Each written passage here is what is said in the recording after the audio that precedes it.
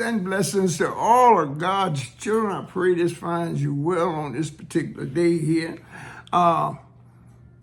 It's a really nice day here in Nashville, but usually on Saturdays I just keep it close and try to put as much of the day devoted as much as I can in the study and, just decompressing a little bit, and, resting in the light of the Father. I got a scripture here, Proverbs chapter 24, verse 16. Excuse me. It says, "For a just man falleth 7 times and rises up again, but the wicked shall fall into mischief."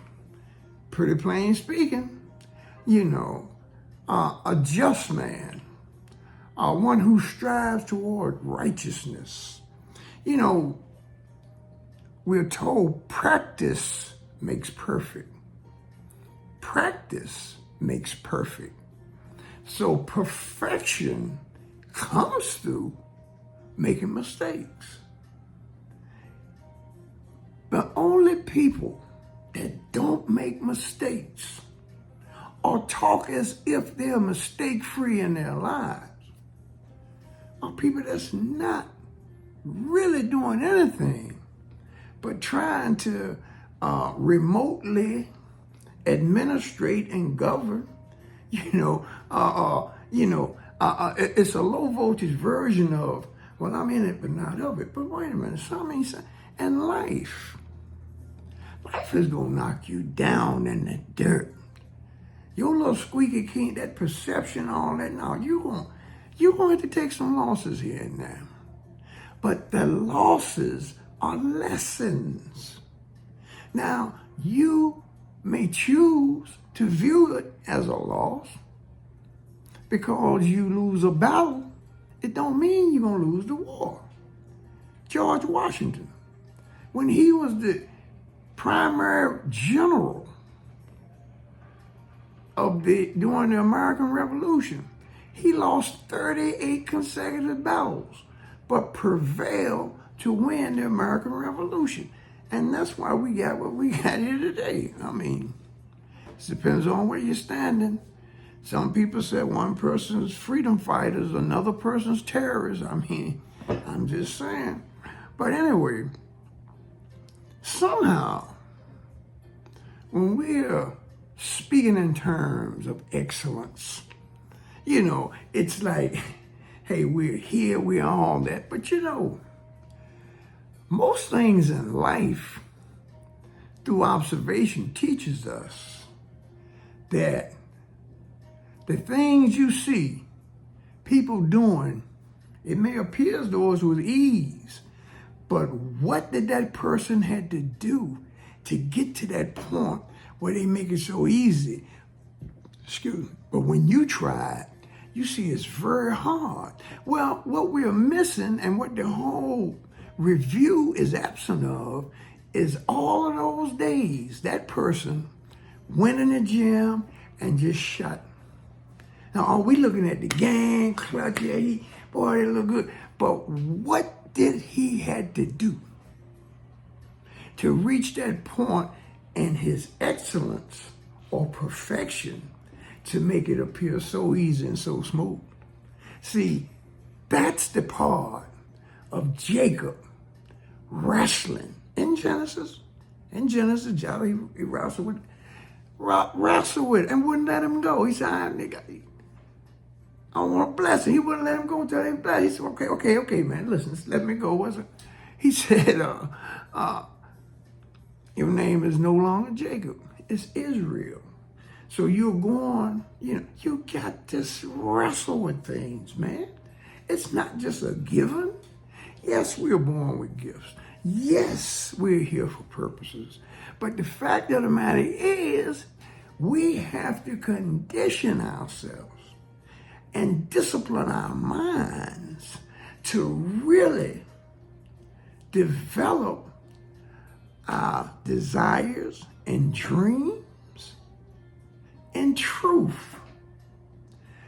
Those dreams that we conceive or establish in truth can never die. It can never die. Long after we gone, they will live on. And see, that's the concept of eternity. It's not a just one-trick pony. It's leaving a healthy and valuable legacy to be carried on. Dr. King, Malcolm X, any of the great ones whose name and whose lives we reflect on. Such I just mentioned George Washington. I don't make him no perfect. I mean, he was just a man. But I'm trying to demonstrate how eternity works. See, it's a series of events culminating in what we call and what we perceive in our minds as the physical reality. And yes, within the parameters of physicality and material manifest works, yes, this is a physical world. But we exist in other worlds, other realms. I'm going to just go to the basic four: physical, mental, spiritual, and etherical. Etherical is explained in a lot of different ways through a lot of different teachings. But etherical means being part of all there is. Now, it's dependent upon the limits of your perception. But the fact of the matter is, to build excellence, you have to go above and beyond.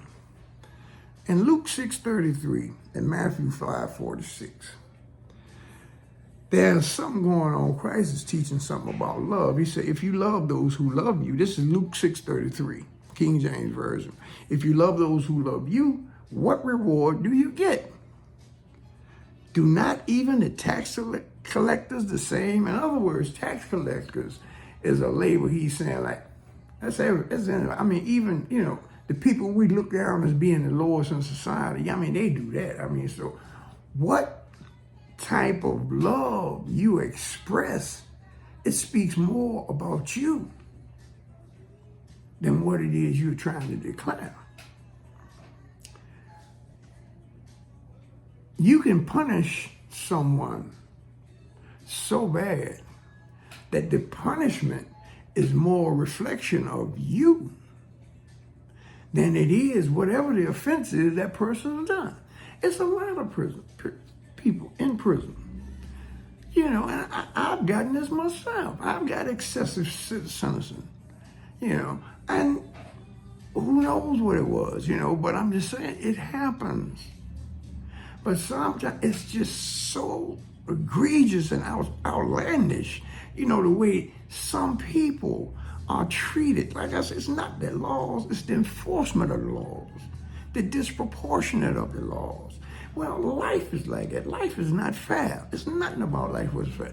And you hear people go on and on for hours and hours talking about the unfairness of life. Life is geared to be unfair. That's not me. I'm just saying that's.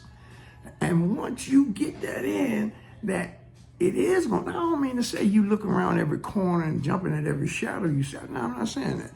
I am saying you have to know what playing field you're on. You're on a football field trying to play baseball. And you wonder why things ain't working. As I say, you got to line yourself up with the greater plan. But if you operating thinking it's just the plan that you got, no. This has to be beat down, broken into parts, remade, recast, realigned with that of the Father. I pray something comes out of this that will bless you or have you, just stimulate your thinking within yourself, to let the light of Christ better illuminate those impediments we already have within us that's limiting us from what we are put here to be in accordance to God's divine will and purpose. Peace and blessings to all of God's people. Remember, do great things.